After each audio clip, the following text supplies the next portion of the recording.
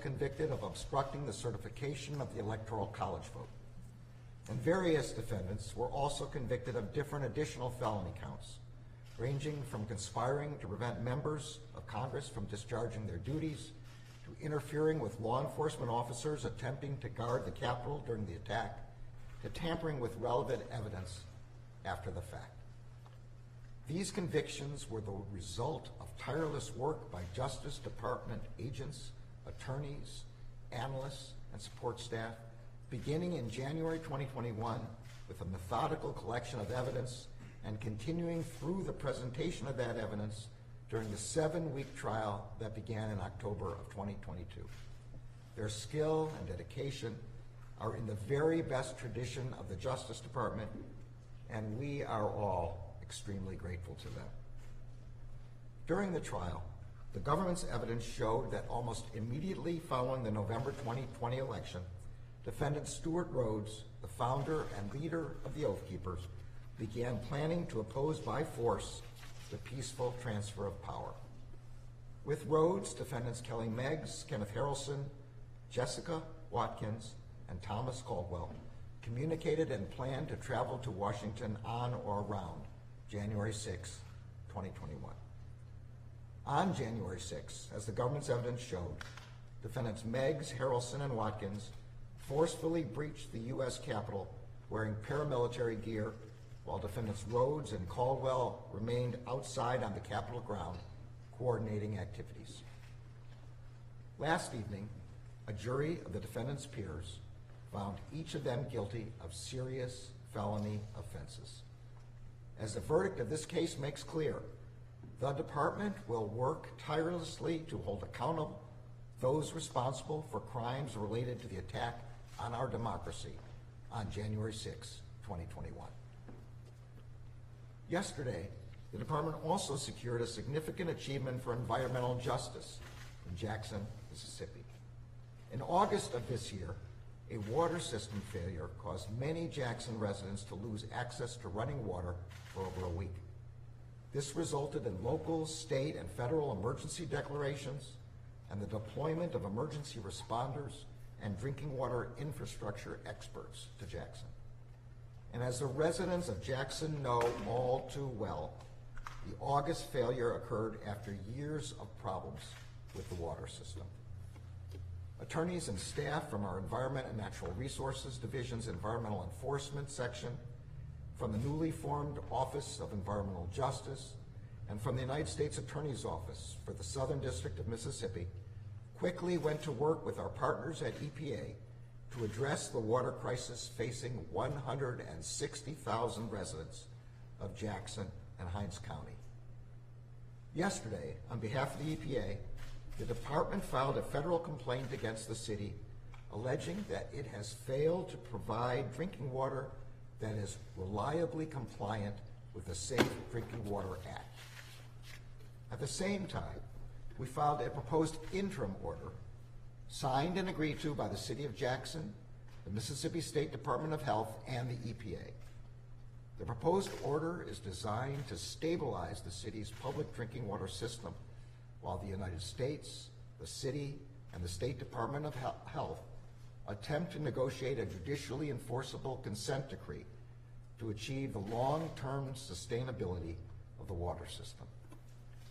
The proposed order would appoint an interim third-party manager to manage the city's drinking water system and implement a set of priority projects that are needed to remedy problems that have contributed to the city's water crisis. Yesterday evening, the court approved the interim order, giving it immediate effect. Much remains to be done, and the Justice Department and our partners at EPA will continue to work closely with the community to reach a long-term agreement that can ensure the delivery of reliable, clean drinking water. In doing this work, the department's newly created Office of Environmental Justice will continue to play a critical role engaging with the community on the ground in Jackson. Although environmental justice can happen anywhere, injustice can happen anywhere, communities of color, indigenous communities, and low-income communities often bear the brunt of these harms. As we work to fulfill our responsibility to keep the American people safe, to protect civil rights, we will continue to prioritize cases like this one that will have the greatest impact on communities most burdened by environmental harm. I am very proud of the attorneys and investigators and staff whose unwavering commitment to the rule of law and tireless work resulted yesterday in these two significant victories for the American people. I am also very proud of other work that was being done at the very same time yesterday across the department. Work that drew less public attention than the two matters I've just discussed, but that is no less important to fulfilling this department's mission. I will mention only a few examples. Yesterday in Kentucky, we obtained an indictment alleging that an individual conspired with others to trick seniors across the country into sending cash payments under false pretenses that a grandchild or a loved one was in a car accident or legal trouble. Yesterday in Michigan, an individual was sentenced to 30 years in prison for the sexual exploitation of a child. Yesterday in Puerto Rico, an individual convicted of a hate crime against a transgender woman was sentenced to federal prison. Yesterday in Virginia, the department secured a guilty plea from an individual who illegally purchased a firearm that was used in 3 shootings. Yesterday in Washington State, an individual was sentenced for providing material support to ISIS, a designated foreign terrorist organization. Yesterday in Alabama, the department charged an individual with allegedly smuggling parts used in the oil and gas industry from the United States to Iran in violation of U.S. sanctions. And yesterday in California, 10 defendants associated with a violent prison gang pled guilty to drug trafficking offenses. These cases represent just a small fraction of the work the professionals of the department did yesterday and a small fraction of the work that they do every day to uphold the rule of law, to keep this country safe, and to protect the civil rights of all Americans. It is an honor to work alongside them. I'll now take a few questions. What's the timeline for when residents in Jackson who are desperate to have their water be better quality, what's the timeline for when they might be able to see a marked improvement in the water crisis there? So I would say this to the citizens of Jackson. We realize how horrible the circumstances are there. It's hard to imagine not being able to turn on a tap and get safe drinking water. We are approaching this with the greatest possible urgency, and we believe our partners in this are doing so as well. So we will bring this to conclusion as soon as we possibly can. If I have a quick follow-up, which is, why did the department want to take this dual action of an order as well as a complaint against the city, and how does that sort of connect to the department's overall environmental justice stance? So it's really two parts of the question, which is fine with me. So the first part is we have to get something done immediately. The water is a problem right now, and we can't wait until a complaint is resolved. So the first thing we want to do is get an interim order, get the judge to sign, which the judge did last night, so that we can put in an interim manager and stabilize the circumstances. That's the purpose of the interim order. The purpose of the complaint is to allow us to negotiate, or at least attempt to negotiate, a consent decree, which will then be judicially enforceable. And that's the second part of the question.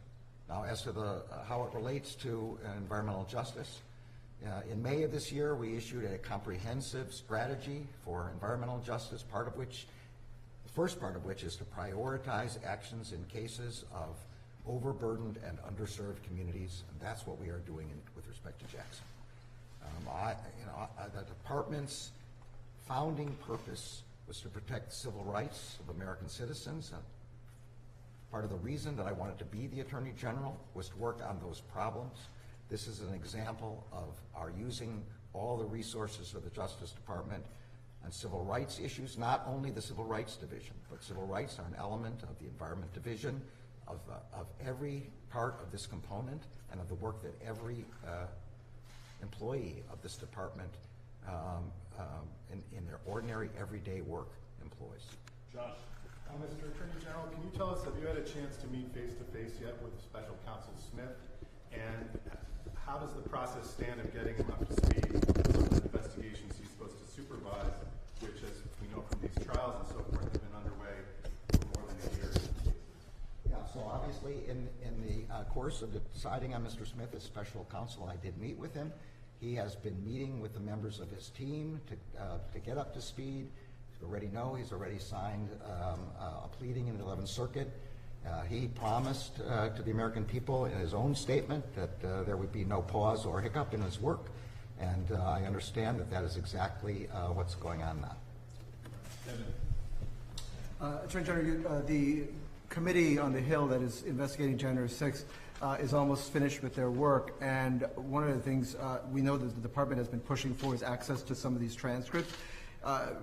Our understanding is that that is still a work in progress. Can you give us an update on whether the department is still pushing to get access to all of the transcripts of the witnesses that committee has met with? We would like to have all the transcripts and all the other evidence collected by the community, so that by the committee, so that we can use it in the ordinary course of our investigations. Are you satisfied that you've had the access that you need, or? We are asking for access to all of the transcripts, and that's really all I can say right now. Harry, last question. So does the Rhodes verdict yesterday, does that create any momentum within the DOJ to pursue similar charges against other people who were not present at on January 6th? I know this would be more special counsel, but why or why not? So I don't want to speculate on other investigations or other parts of other investigations. This particular case is about Mr. Rhodes and the other 4 defendants.